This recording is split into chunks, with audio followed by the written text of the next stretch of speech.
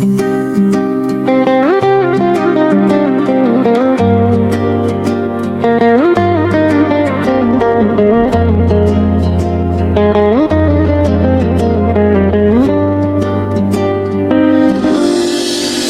evi uzakta kaldı, yollar beni özge yere saldı.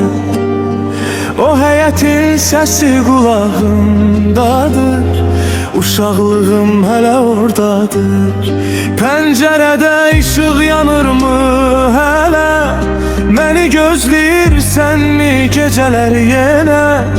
Bu ayrılıq qəlbimi yandırır, həsrət məni hər gün ağladır.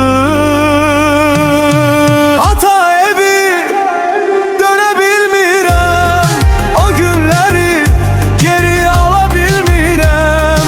Anamın səsi yuxuma gəlir, kövrəlirəm, gizlədə bilmirəm. Ata evi mənə darıxma, yollar məni saldı uzaqlara.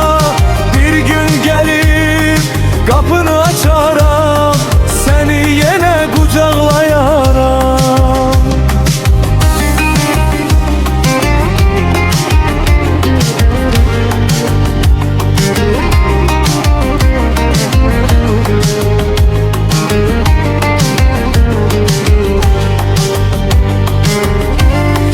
Divarlarda xatirələr qalıb, köhnə şəkillər saralıb.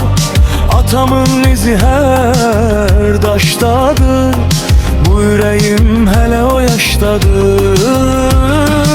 Ata evi sənsiz çətindir, bu dünyada hər şey keçicidir. Qayıdaram bir gün ocağına, ata evi gözlə məni yenə. Ata evi dönə bilmirəm, o günləri geri ala bilmirəm. Anamın səsi yuxuma gəlir, kövrəlirəm, gizlədə bilmirəm. Ata evi mənə darıxma, yollarda məni saldı uzaqlara. Bir gün gəlib qapını açaram, səni yenə qucaqlayaram. Ata evi dönə bilmirəm, o günləri geri ala bilmirəm. Anamın səsi yuxuma gəlir, kövrəlirəm, gizlədə bilmirəm. Ata